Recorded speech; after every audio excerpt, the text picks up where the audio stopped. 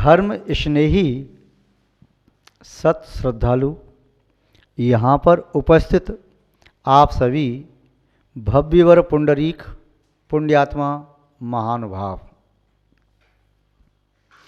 आचार्य भगवान समंतबद्ध स्वामी द्वारा विरचित रत्न करंडक श्रावकाचार्य की वाचना के अंतर्गत सप्तम अधिकार में श्रावकों की 11 प्रतिमाओं की विवेचना चल रही है।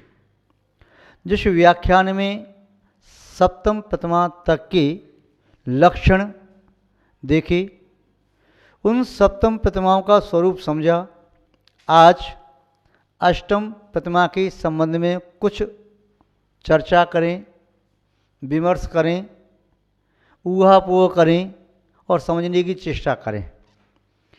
ऐसा समझें जैसे सप्तम प्रतिमा के बारे में सुनते हुए ऐसा लगा जैसे सप्तम प्रतिमा सप्तम तत्व को प्राप्ति का ही कारण हो, सप्तम प्रतिमा जैसे उसका बीज हो। ऐसे ही ऐसा लगता है कि अष्टम प्रतिमा का पालन करना अष्टम वसुधा को प्राप्त करने का प्रारंभिक संकल्प है, अथवा चेतना के शुद्ध सहज स्वाभाविक शाश्वत गुणों को प्राप्त करने का यह एक साधन है। अष्टम प्रतिमा का धारण करते ही वह श्रावक व श्रावका ऐसा समझता है जैसे संसार सागर का निस्सीम भाग पार कर लिया, एक छोटा सा पार्ट रह गया है जिसे पार करना है, छोटा सा हिस्सा। अष्टम प्रतिमा का क्या स्वरूप है, क्या लक्षण है, क्या विशेषता है, संक्षेप में तो जान लिया कि आरंभ त्याग अष्टम प्रतिमा है, किंतु पहले समझे कि आरंभ किसे कहते हैं, उसका त्याग करना जरूरी क्यों होता है, त्याग न करें तो क्या हानि है, और त्याग करें तो क्या लाभ है, और त्याग करने की विधि क्या है। ये सब बातें जिज्ञासा के पटल पर उतराती हुई वह मस्तिष्क में ऐसे भ्रमण कर रही हैं जैसे ज्योतिष मंडल में ज्योतिषी ग्रहों के विमान भ्रमण करते हैं। अतः इनका समाधान जरूरी है। आचार्य महोदय के शब्दों को पहले देखें, उसके बाद उन शब्दों के ही अर्थ और परम अर्थ को जानने की फिर हमें चेष्टा करना चाहिए। आचार्य महोदय कहते हैं, सेवा कृषि वाणिज्य प्रमुखादारंभतो व्यापारमति प्राणातिपात हेतुर योषारंभो विनिवृत्तः। आचार्य महोदय ने कहा कि ये मुख्य रूप से 3 आरंभ हैं, सेवा, कृषि और वाणिज्य। इन 3 में सबका समावेश संभव है। ये 3 संसार के कारण वैसे ही हैं जैसे कर्मबंध के मुख्य हेतु राग द्वेष और मोह, अथवा संसार परिवहन के 3 मुख्य कारण द्रव्य कर्म, भाव कर्म, नो कर्म, अथवा मोक्ष मार्ग को प्राप्त करने के 3 प्रमुख साधन सम्यक दर्शन, सम्यक ज्ञान, सम्यक चारित्र, अथवा संयुक्त के 3 मूल तत्व परमार्थ, भूत, देव, शास्त्र और गुरु। ऐसे 3 को समझने की चेष्टा करें। ये 3 जब तक हैं तब तक वे श्रावक साधक की कोटि में नहीं आ पाता। जब तक आरंभ करना उसके लिए विधेय है तब तक आरंभ का परिणाम उसके मन में चलता रहता है। आरंभ को छोड़ देना और आरंभ का विचार छोड़ देना दोनों अलग है। आरंभ को छोड़े बिना आरंभ का विचार मन में से जाता नहीं। यहाँ तक कि व्यक्ति उस कार्य को छोड़ दे तब भी संस्कार वशात उसके विचार चलते रहते हैं। जिस प्रकार कुंभकार का चक्र, कुंभकार चक्र को दंड के माध्यम से घुमाता है, घुमा करके दंड को रख देता है। अब दंड को घुमा नहीं रहा फिर भी घूम रहा है, क्यों? संस्कार वशात। धीमे धीमे शांत होगा। अग्नि कहीं आपने जलाई, किसी स्थान पर किसी ने जलाई, वह अग्नि उठा करके दूसरी जगह ले गए, भूमि अभी भी गर्म है, उसकी तपन अभी धीमे धीमे शांत होगी, पूरी शांत नहीं हुई। बर्फ किसी पात्र में रखी थी, बर्फ को निकाल दिया, पात्र को खाली कर दिया, उसके संस्कार बर्फ की शीतलता के अभी भी विद्यमान हैं। किसी टोकरी में वस्त्र में पुष्प बंधे हुए थे, पुष्प अलग कर लिए, किंतु उसमें गंध अभी भी विद्यमान है।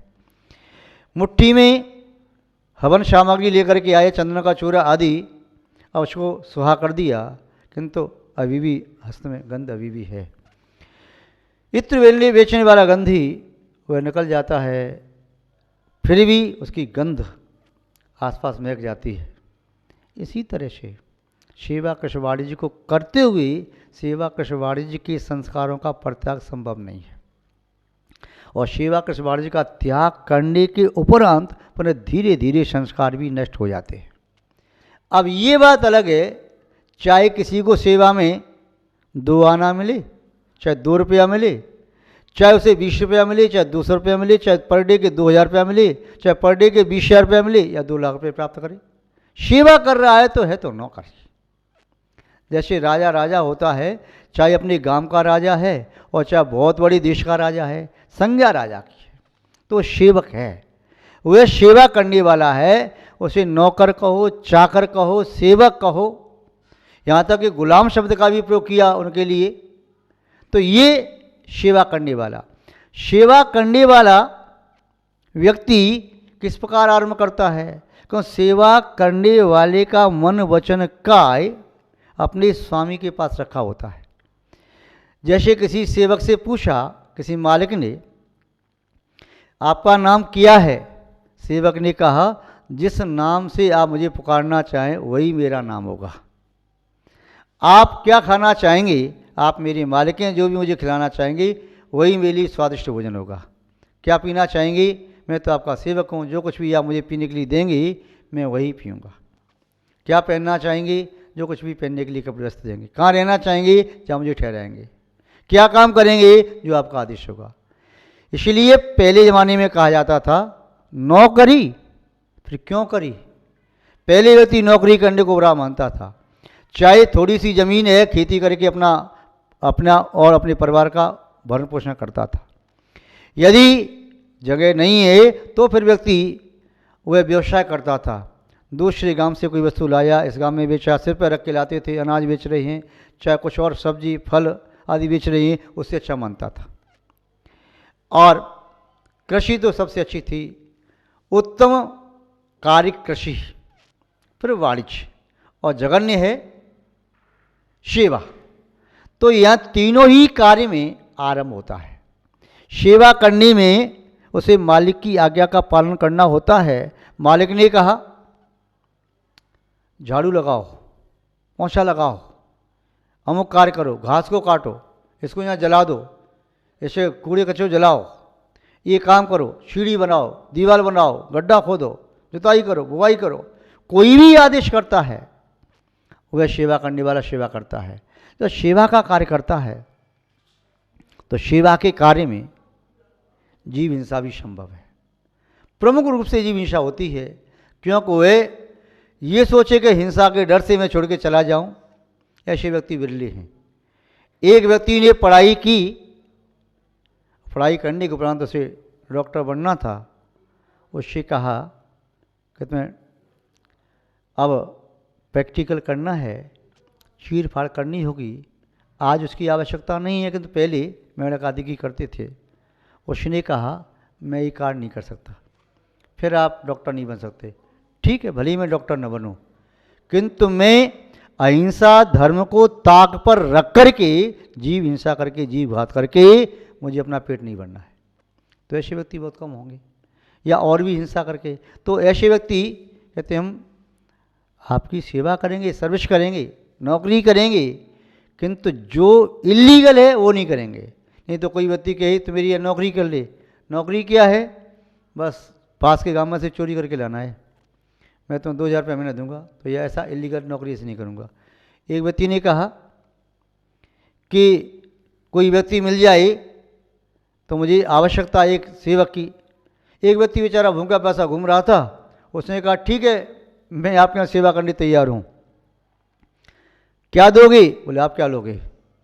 बोले मैं क्या लूँगा, मुझे तो कोई सहारा ही नहीं है, आप जो भी दो, भोजन ही दे दो पेट भर के लिए, तो मैं आपकी सेवा करता रहूँगा। ठीक है 2 बार का भोजन दूंगा। काम क्या है? काम क्या है? ओ जैनों का भंडारा चलता है वहाँ पर, और वहाँ पर भंडारे से तो ये स्वयं भोजन करके आना है और मेरे लिस्ट में लगवा कर लेके आना है, ये नौकरी है।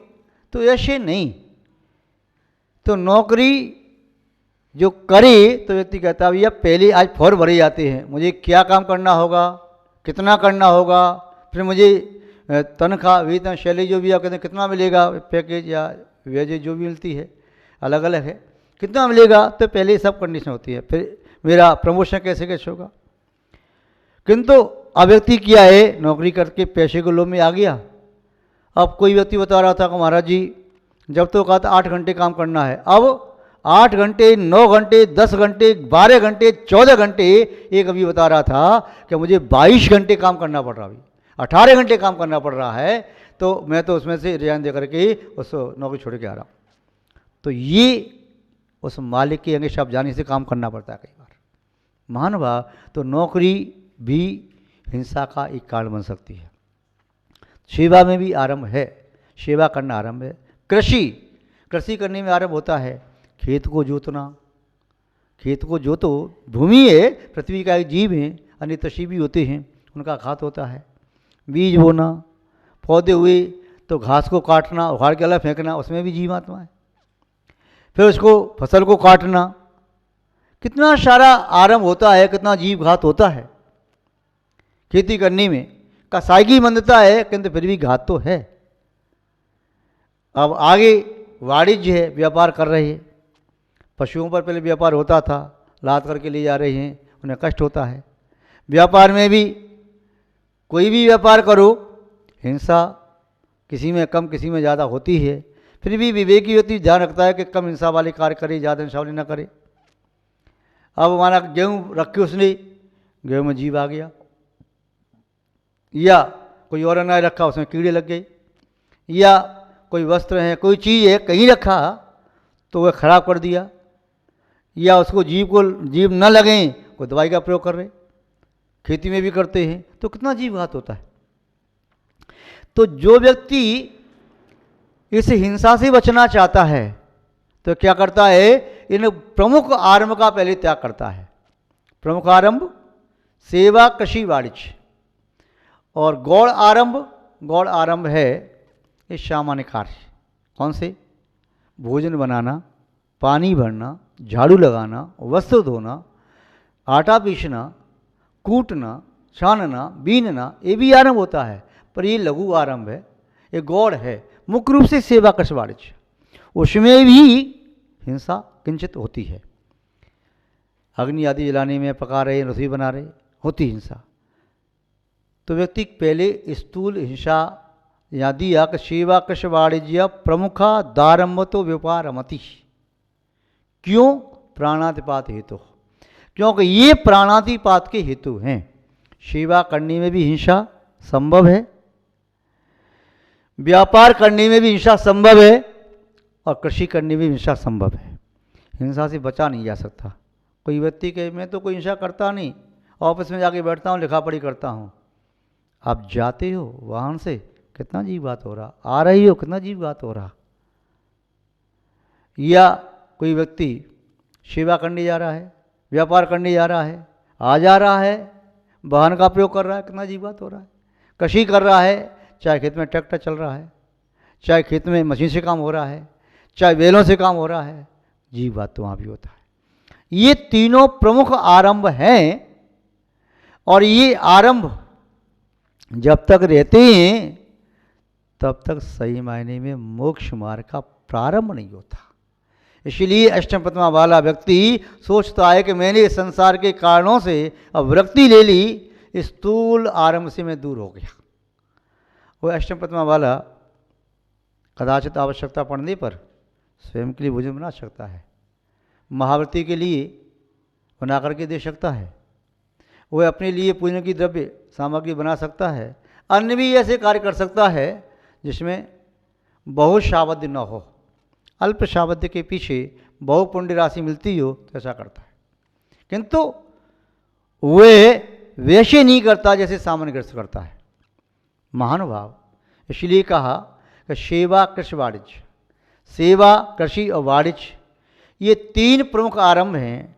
इन 3 प्रमुख आरंभ से प्रमुख आरंभ तो व्युपारमति, इस आरंभ से ये मुख्य गौड़ में और भी हैं, उनसे बचने के लिए व्यापारमति विरक्त हो जाता है। क्यों विरक्त होता है? क्योंकि वह ये जान लेता है प्राणातिपात हेतु, ये प्राणातिपात के कारण हैं, हिंसा के कारण हैं। और जहाँ हिंसा है वहाँ पर बाद में हिंसा का भाई असत्य भी आ जाता है। जब असत्य भाई आता है तो दूसरा भाई चोर भी आ जाता है, चोर कर्म भी आ जाता है वहाँ पर। फिर अगली उस हिंसा रूपी पाप की बहन अब्रह्म भी आ जाती है। फिर उसके बाद परगे नाम का अगला भाई आ जाता है। ये बहन भाई सब बड़े मिलकर के रहते हैं, जहाँ एक पहुँच जाए तो एक दूसरे को बुला लेते हैं। महानुभाव, एक नगर में 6 भाई रहते थे, एक उसकी बहन थी। निमंत्रण आता था, बड़े भाई का नाम था छऊ। तो निमंत्रण में जब भी नौता आता था, बड़े के नाम से आता था कि छऊ का नौता है, वे क्या करते थे 6 के 6 पहुँच जाते थे। एक बार पहुँच के किसी पंगत में किसी ने व्यंग किया, अरे ये 6 के 6 आ गई, छऊ का न्योता था। अरे भाई तेरा नाम छऊ है ना, बड़े का नाम छऊ था, तो इसलिए न्योता आता था छऊ के नाम से। वे कहते थे छऊ का न्योता आया तो आ गई। तो किसी ने कहा लज्जा नहीं आई तुमको, तुम छऊ आ गई।